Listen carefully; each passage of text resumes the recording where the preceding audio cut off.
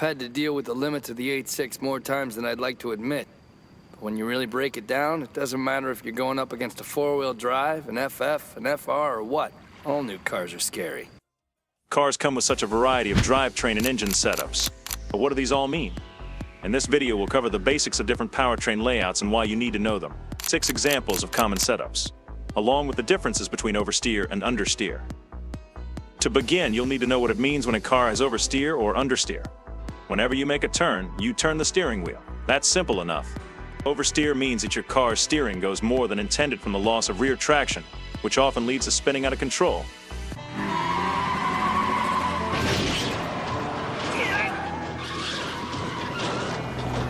Similarly, understeer is when you try making a turn, but the car doesn't turn enough. This usually results in the car sliding off the road due to the front tires losing their grip. Here's an easy way to remember.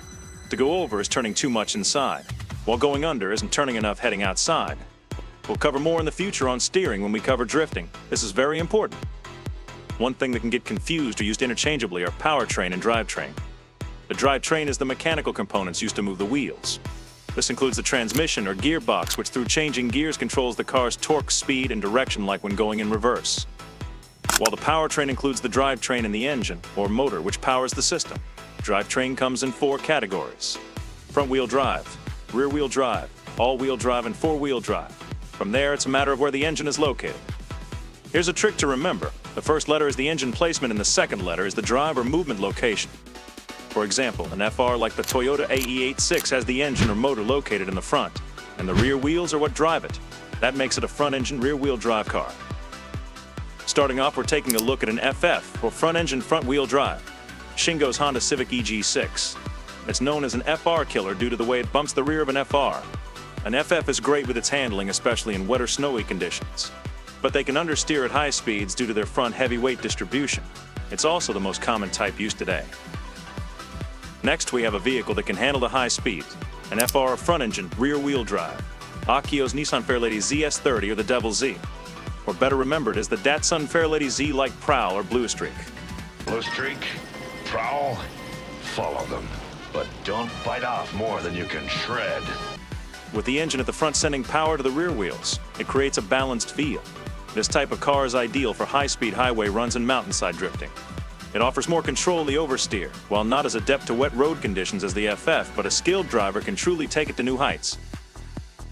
Here we have an interesting one, the MR or rear mid-engine, rear-wheel drive. Kai's Toyota MR2. We've touched on this layout with Sideswipe and Sunstreaker. It maintains a rear-placed engine that is located before the rear wheels. This helps provide superior balance and quick handle. Probably also helps keep it from entirely collapsing the rear axle doing jumps. I got this in the bag! The downside is how it handles corners, but if you can manage, then it can be a dangerous machine to go up against. Just be careful of slippery surfaces or leaves.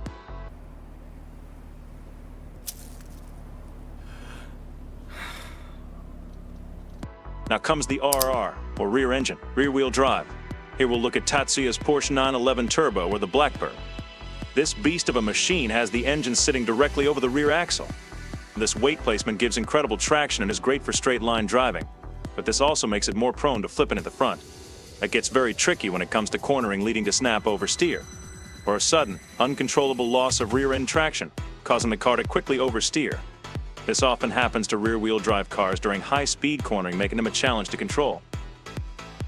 Our next powertrain category, which is also the drivetrain, is the AWD or all-wheel drive. Nakazato's Nissan Skyline GTR 32. This powerhouse excels in performance and traction that dominates in maintaining grip. While it doesn't drift as easily as the FR, it excels in stability and control at high speeds, especially when it comes to the downhill. However, due to the vehicle's weight, the brakes may overheat and wear down quickly if used excessively. I lost. My 3.2 lost to an 8.6. No, I can't let myself start thinking like that. It's my fault. The car didn't lose, I did. Finally, there's 4WD, or four-wheel drive. Kiyoichi's Mitsubishi Lancer Evolution 3. This car is the definition of power and control, with a turbocharged engine. Misfiring system. And 4WD layout.